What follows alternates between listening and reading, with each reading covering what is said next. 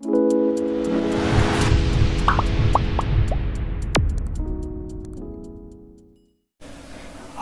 বিষয় সপ্তম শ্রেণীর তৃতীয় পর্যায়ক্রমিক মূল্যায়নের ইংরেজির প্রশ্ন এবং তার উত্তর। তোমাদের এর আগে তৃতীয় পর্যায়ক্রমিক মূল্যায়ন অর্থাৎ ফাইনাল পরীক্ষার বাংলা, ইতিহাস, ভূগোল এবং বিজ্ঞানের প্রশ্ন এবং উত্তর করানো হয়ে গেছে। তোমরা যা যা দেখোনি তার জন্য লিঙ্ক ডেসক্রিপশন বক্সে থাকবে, তোমরা সেখানে দেখে নিতে পারো। তোমাদের এই তৃতীয় পর্যায়ক্রমিক মূল্যায়ন আগামী 25শে নভেম্বর থেকে 7ই ডিসেম্বরের মধ্যে অনুষ্ঠিত হবে। এর জন্য তোমাদের পূর্ণমান থাকবে 70 নম্বর এবং তোমরা সময় পাবে 2 ঘন্টা 30 মিনিট অর্থাৎ 2.5 ঘন্টা। তাহলে আমরা দেখে নিই আমাদের প্রশ্ন এবং উত্তর ঠিক কেমন হতে পারে। দেখো, প্রথমে 70 নম্বরের যে প্রশ্ন থাকবে তার শুরুতেই থাকবে রিডিং কম্প্রিহেনশন বা সিন, অর্থাৎ এটা তোমাদের বই থেকে থাকবে। প্রথম যে প্রশ্ন কি বলেছে দেখো, read the following passage carefully and answer the question given below. তোমাদেরকে এই প্যাসেজটা পড়তে হবে এবং তোমাদের নিচে যে কিছু প্রশ্ন আছে তার উত্তরগুলো করতে হবে। প্যাসেজটা আছে তোমার lesson 9 J C Bose a beautiful mind থেকে। তো দেখে নাও তোমাদের প্যাসেজে ঠিক কী বলা হয়েছে। This great Indian scientist was eventually crowned with glory when he was awarded knighthood by the British government in 1917। অর্থাৎ এর মানেটা যদিও তোমরা জানো, আমি তা বলে দিচ্ছি। এই মহান ভারতীয় বিজ্ঞানী অবশেষে 1917 সালে ব্রিটিশ সরকার কর্তৃক নাইটহুড উপাধিতে ভূষিত হলে তাকে গৌরবের মুকুট দেওয়া হয়। He was also conferred many other awards like fellow of the Royal Society, companion of the Order of the Indian Empire etcetera. তিনি fellow of the Royal Society, companion of the Order of the Indian Empire ইত্যাদির মতো আরও অনেক পুরস্কারে ভূষিত হন। Needless to say he is one of the greatest scientist ever born in our country. অর্থাৎ বলাই বাহুল্য তিনি আমাদের দেশে জন্মগ্রহণকারী সর্বশ্রেষ্ঠ বিজ্ঞানীদের একজন। নেক্সট দেখো কি লেখা আছে। Sir J C Bose wrote several books and published many research papers in leading science journal। অর্থাৎ স্যার জেসি বোস বেশ কয়েকটি বই লিখেছেন এবং নেতৃত্বস্থানীয় বিজ্ঞান জার্নালে অনেক গবেষণাপত্র প্রকাশ করেছেন। Some of his famous books are Response in the Living and the Non-Living 1902, The Nervous Mechanism of Plants 1926, Major Mechanism of Plants 1928, etc.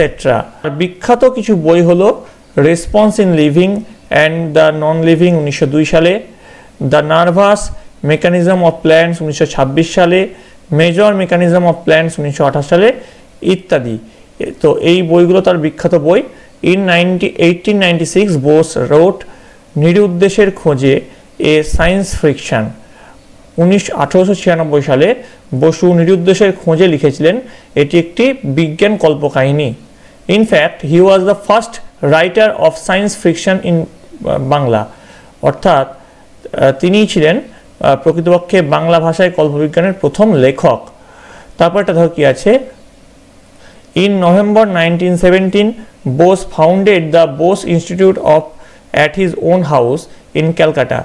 1917 সালের নভেম্বরে বোস কলকাতায় তার নিজের বাড়িতে বোস ইনস্টিটিউট প্রতিষ্ঠা করেন। He donated Bose institute to the nation for research on science. তিনি বিজ্ঞান বিষয়ে গবেষণার জন্য বোস ইনস্টিটিউট জাতির উদ্দেশ্যে দান করেন। This great Indian scientist breathed his last on 23 November 1937। এই মহান ভারতীয় বিজ্ঞানী 1937 সালে 23 নভেম্বর শেষ নিঃশ্বাস ত্যাগ করেন। তো এই ছিল তোমাদের টেক্সট। এবার আমরা দেখে নেব এর প্রশ্ন এবং উত্তরগুলো। দেখো, প্রথম যে প্রশ্ন আছে কি বলেছে, কমপ্লিট দ্য ফলোয়িং স্টেটমেন্ট। এখানে 3টে প্রশ্ন আছে, 3 একে 3। ইন 1970 বোস ফাউন্ডেড, কীভাবে উত্তর লিখবে। In 1970 Bose founded the Bose Institute at his own house in Calcutta. তারপর দেখো 2 নম্বর, the books written by Bose are, কি কি বই লিখেছিলেন। The books written by Bose are response in the living and the non-living 1902, the nervous mechanism of plant 1926, measure mechanism of plant 1928, etc. তারপরটা দেখো, Bose got knighthood কবে পেয়েছিলেন? Bose got knighthood by the British, কার কাছ থেকে পেয়েছিলেন? Knighthood by the British government in 1970। আচ্ছা, তোমরা কি বলতে পারো আরেকজন বিখ্যাত বাঙালিও কিন্তু নাইট উপাধি পেয়েছিলেন ব্রিটিশদের কাছ থেকে, এবং তিনি জালিয়ানওয়ালাবাগের হত্যাকাণ্ডের প্রতিবাদে নাইট উপাধি ত্যাগ করেছিলেন। তার নাম কি? তোমরা কমেন্ট বক্সে অবশ্যই লিখে জানাবে। এবার দেখো, চলে আসছে আমরা বিয়ের দাগের প্রশ্ন। Answer the following questions. এখানে আছে 3টে প্রশ্ন, প্রতিটি প্রশ্নের মান আছে 2 করে, মোট 6 নম্বর। What were the various awards and honour conferred on Bose? উত্তর লিখবে, Bose was awarded knighthood by the British government in 1970 and he was conferred many awards like Fellow of the Royal Society, Companion of the Order of the Indian Empire, etc. 2 নম্বর দেখো, name of the science fiction written by Bose. উত্তর লিখবে, the science fiction written by Bose was নিরুদ্দেশের খোঁজে, এটা 1896-এ লেখা হয়েছিল। নেক্সট প্রশ্ন দেখো, whom did Bose donate Bose institute to? Bose Institute কাকে প্রদান করেছিলেন বা কার উদ্দেশ্যে দান করেছিলেন? তো উত্তর লিখবে, Bose donated Bose institute to the nation for research on science.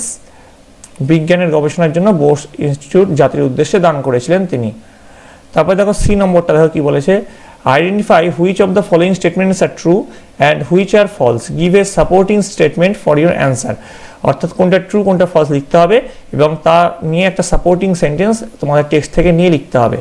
প্রথম প্রশ্ন দেখো, sir J C Bose donated Bose institute to the nation for research on English literature, এটা কিন্তু ফলস। তো এর সাপোর্টিং সেন্টেন্স কি আছে?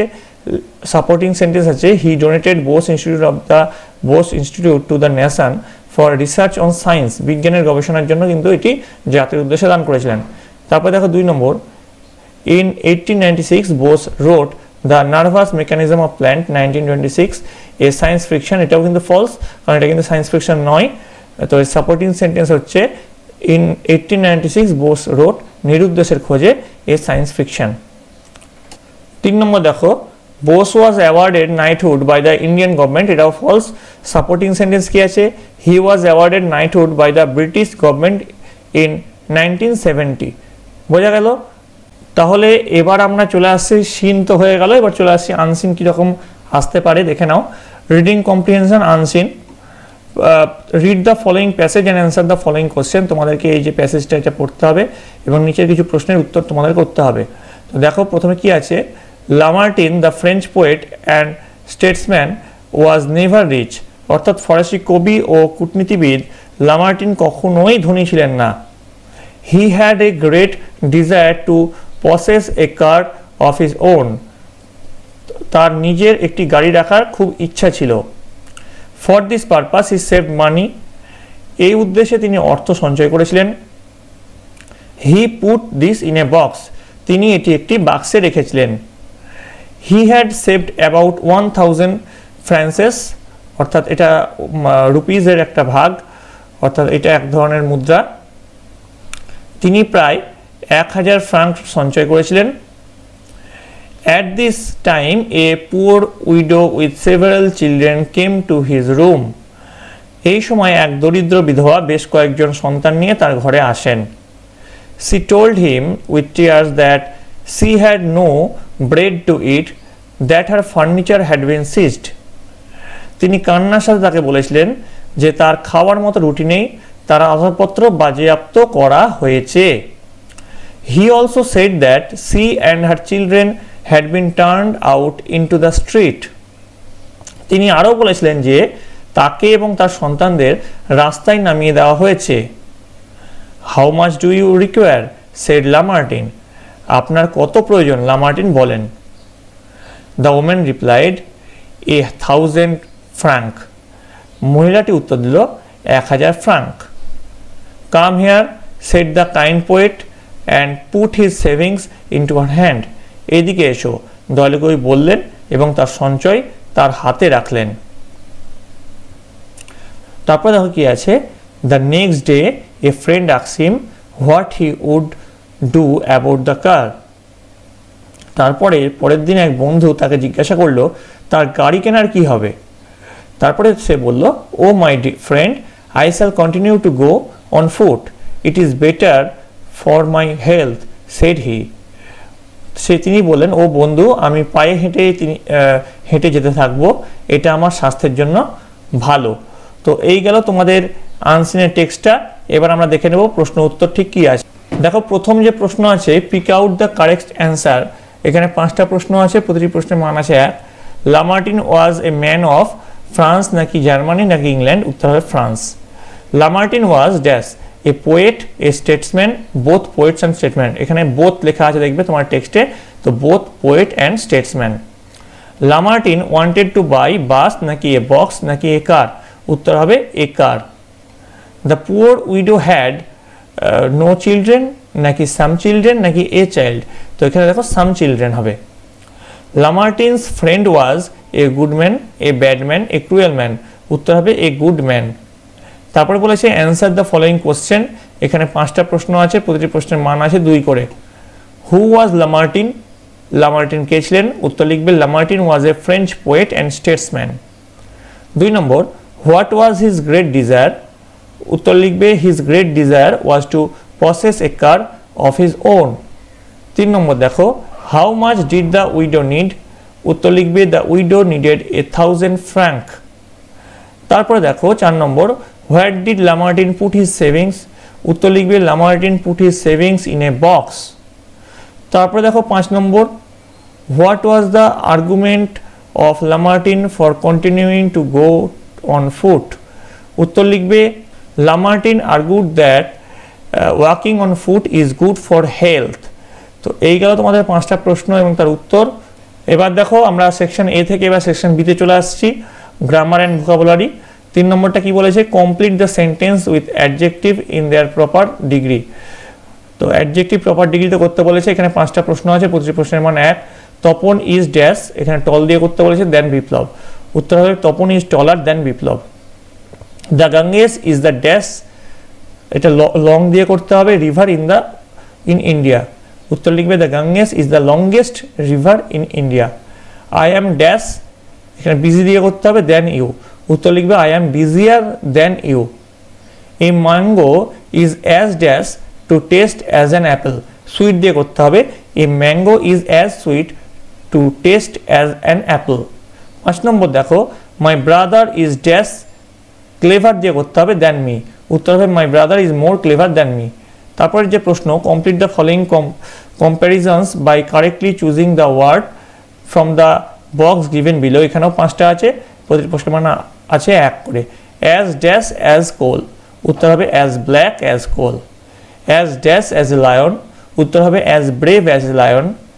3 নম্বর দেখো, as dash as a bee, উত্তর হবে as busy as a bee. 4 নম্বর দেখো, as dash as a peacock, উত্তর হবে as proud as a peacock. 5 নম্বর দেখো, অ্যাজ ড্যাশ অ্যাজ গ্র্যাস, উত্তর লিখবে অ্যাজ টেন্ডার অ্যাজ গ্র্যাস। এই যে তোমাদের এখানে লিস্ট ছিল, এই লিস্ট থেকে কিন্তু এগুলো করা হয়েছে।